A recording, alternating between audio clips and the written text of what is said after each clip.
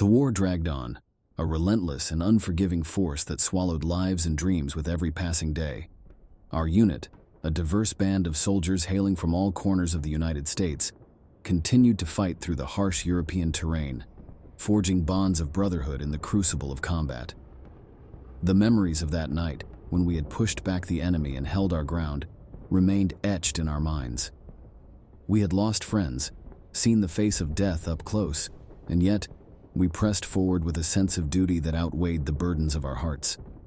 I had grown particularly close to two soldiers during our time together, Private Henry Hank Fitzgerald, a wiry but quick-witted Texan, with a knack for making us laugh even in the darkest of moments, and Corporal Marc Rodriguez, a steadfast and dependable soldier from New Mexico, whose calm demeanor often steadied our nerves.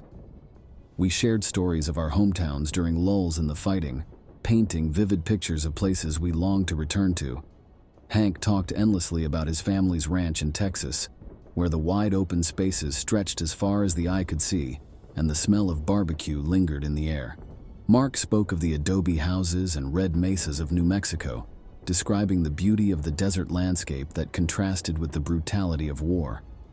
One cold and rainy day, as we huddled together in a makeshift tent, Hank shared a letter from home. It was filled with news of his family, the birth of a new calf, and the reassuring words of his mother.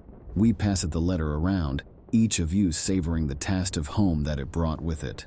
"I can't wait to get back to Texas and see my folks," Hank said, his voice tinged with longing. "And you, Ted, what's waiting for you back in your neck of the woods?" I hesitated for a moment, my mind drifting back to my family in Illinois. "Well, there's my little sister, Sarah," I began, a small smile forming on my lips as I spoke of her. "She's got the bluest eyes you've ever seen, and she's got a way of making you forget your worries, even in the toughest times. And then there's my folks, of course. My old man's a carpenter, and my mom's the kindest soul you'll ever meet." Marc nodded in understanding. "Family's what keeps us going, isn't it?" It was a sentiment we all shared. Family became our anchor, a source of strength and motivation as we trudged through the muck and mire of war. Each night, as I lay in my cold and damp bunk, I would think of them. My mother's warm embrace, my father's hearty laugh, and Sarah's infectious giggle. But the war showed no signs of relenting, and we found ourselves facing new challenges every day. Our unit was tasked with liberating a small village in France, and as we approached, the reality of the situation began to sink in. The enemy had fortified their position, and the village's narrow streets would become a deadly maze of traps and ambushes. Sergeant Reynolds gathered us for a briefing, his face etched with determination. "Men, this won't be easy, but it's a fight we have to win. Those people in that village are counting on us.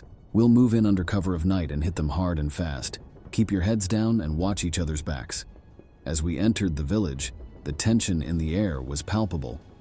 We moved silently through the darkened streets, our senses alert to any signs of danger. The cobblestone alleys seemed to twist and turn endlessly, and every corner held the potential for a deadly surprise. The first shots rang out from a nearby rooftop, and chaos erupted. Tracers lit up the night sky as bullets whizzed past us. We returned fire, taking cover behind crumbling walls and overturned carts. The battle was fierce and unrelenting, a deadly dance of survival in the moonlit streets. Amidst the chaos, I saw Hank go down, clutching his leg in pain. Without hesitation, Marc and I rushed to his side, providing cover fire as we dragged him to safety.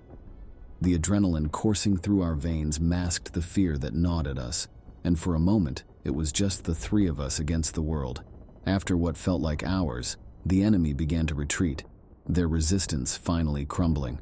We stood there, battle-weary and battered, but triumphant. The village was ours, and the people who had watched the battle unfold from behind closed doors emerged with tears of gratitude in their eyes. As the days turned into weeks, we helped the villagers rebuild their homes and tend to their wounded. It was a small victory in the grand scheme of the war, but it was a reminder that our sacrifices had meaning. We were fighting for the liberation of a people who had endured their own share of suffering. Hank's injury had been serious, but he was on the mend, thanks to the care of the village's doctor. We often sat together, the three of us, in the makeshift hospital, sharing stories and laughing through the pain. Our bonds had deepened through the trials of battle, and we had become more than comrades. We were brothers. One evening, as the sun dipped below the horizon, casting a warm glow over the village, Hank looked at us with a grin.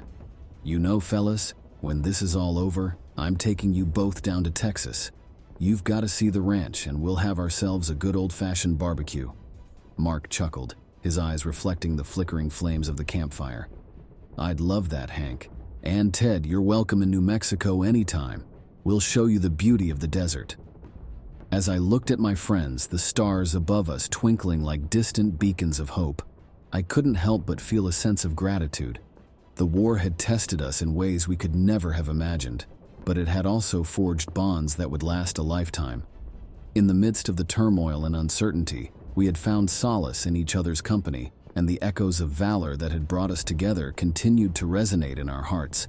We were soldiers of the Allied forces, bound by duty and a shared belief in the possibility of a better world. As the war raged on, we faced new challenges, endured losses, and forged ahead with unwavering determination. Our journey was far from over, but we carried with us the memories of that small French village where our bonds of brotherhood had been strengthened in the crucible of combat.